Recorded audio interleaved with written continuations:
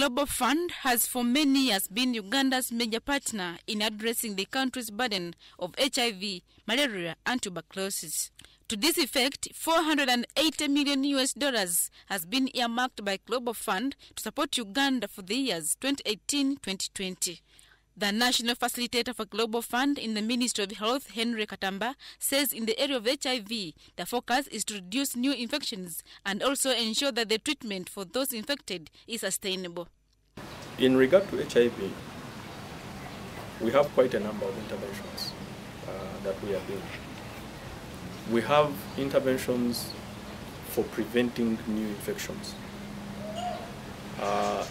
Those interventions, I should not say start with, or they include prevention of mother-to-child transmission of HIV.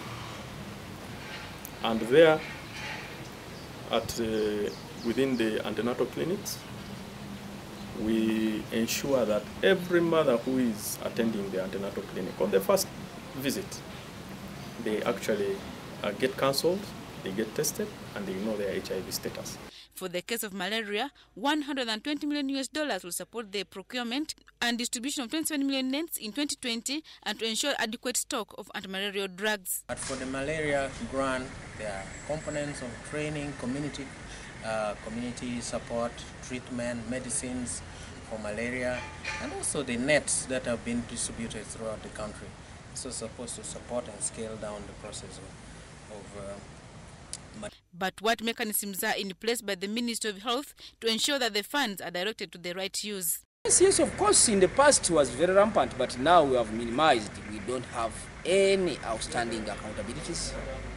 We don't have any funds that are utilized outside the agreed activities. And therefore, we are very grateful that the team implementing the Global Fund activities now is very focused and is going to help us to achieve the results that we want.